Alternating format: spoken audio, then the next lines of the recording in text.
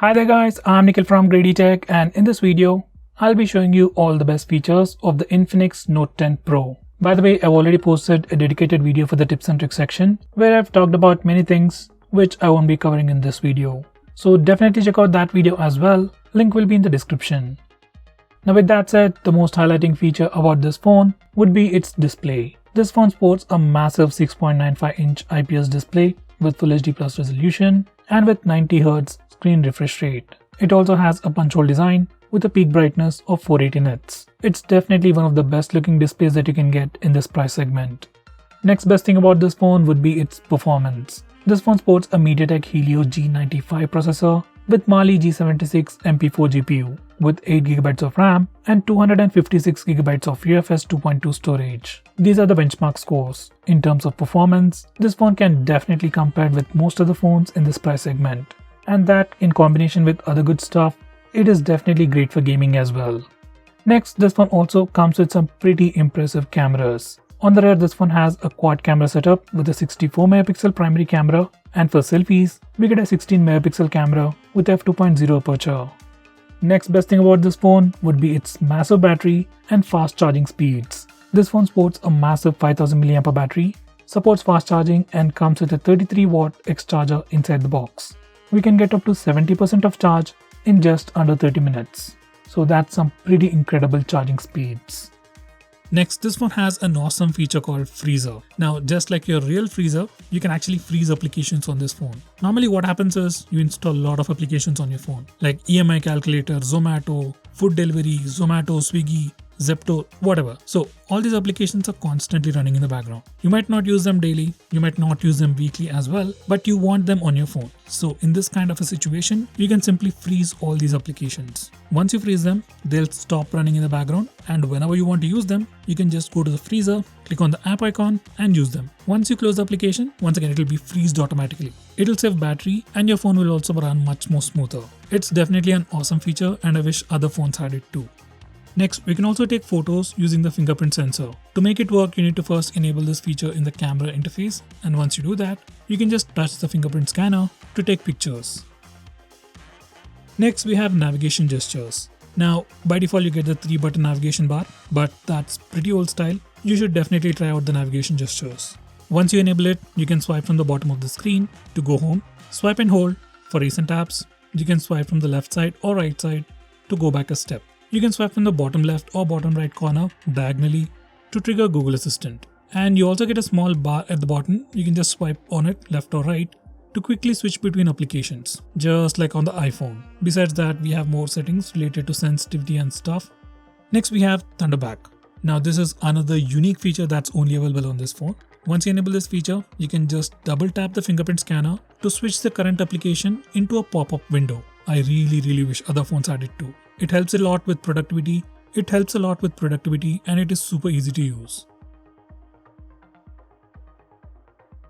Next, we have Dark Theme. You can access it from the notification toggles or the display settings. Once you enable this feature, theme of all system elements will switch to dark mode, including system applications, Google applications. Look of all these applications will turn to the dark side. Dark theme helps you save some battery and also puts less stress on your eyes in low lighting conditions.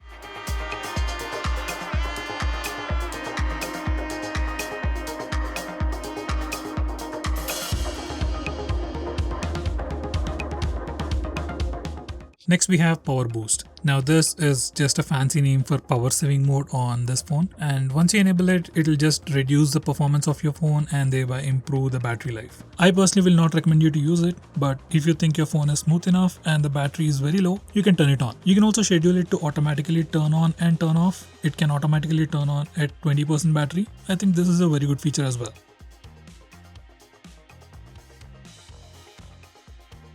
Next, we have Ultra Power Saving Mode. Now this is very interesting. Once you enable this feature, all the applications running in the background will be killed and you'll have access to only few applications. Once again, this feature can drastically improve your phone's standby time.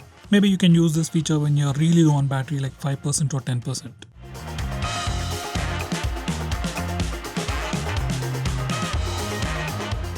Next, on this phone we can also change the display screen refresh rate. Having high refresh rate makes things look smoother, but it also consumes a little bit battery. If you don't care about the smoothness of the phone and want a slightly better battery life, then you can disable it as well.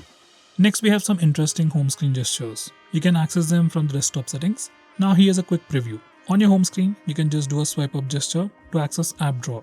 Next, you can slide down to access quick search. Now this quick search is just like on iPhone. You can search through everything on your phone, like contacts, files, SMS, applications, everything. You can just type the word and your phone will search through everything. You also have additional gestures like swiping up with 2 fingers, doing a pinch gesture on the home screen and more, which you can configure according to your preference. Next, we have eye care. Now once you enable this feature, it puts a warm tint on the screen and reduces the blue light. According to research, blue light emitted by the displays can affect your sleep if you're using your smartphone late at night. So I would recommend you to turn it on and in fact automate it to automatically turn on and turn off at night. Next, we have auto start management. Now you can access this from settings. Basically from here you can stop applications from auto starting in the background. Once again, if you have a lot of apps on your phone and they keep running in the background, then your phone will definitely slow down. So in that case, you can stop applications from automatically running in the background. Say for apps like Swiggy, Zomato or some other games, you can just disable auto start feature for all these applications. Next, we have music gestures. Once you've enabled this feature, when the display is turned off, basically when your phone is locked, you can swipe left to switch to the previous song, you can swipe right to switch to the next song, you can swipe up to stop the song and swipe down to play the song. Next, we have flip to mute. Once you enable this feature, whenever you get a call, you can just flip your phone to mute the call. It's a super handy feature. Next, we have raise to ear. Once you enable this feature, whenever you get a call, you don't need to click any buttons, you just raise the phone to your ear to answer the call. Next, we have Phone Master. Now this is like advanced settings for your phone. It has some interesting and advanced features like antivirus scanning, data manager, power saving settings, app lock, auto start management and so on. Do check out this application for sure. Next, we have schedule power on and off. Now this is definitely a very important feature. I would recommend you to schedule your phone to automatically power off and power on every day at least once. Like you can set up your phone to automatically power off and power on, say at early morning in the 7. If you do this, your phone will definitely perform much smoother.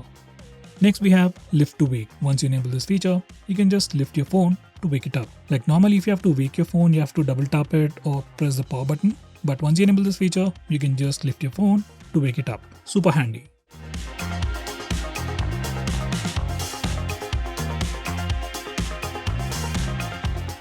Next, we have tapping wake. Once you enable this feature, you can just double tap the screen to wake it up and double tap the screen to turn off the display. It's a super useful feature and I would recommend you to turn it on. So guys, these are the most important features that you should know about your phone. If I missed out on anything important, do let me know by commenting below this video. If you like this video, hit the like button, and if you don't, hit the dislike button. With that said, thanks for watching this video. See you next time.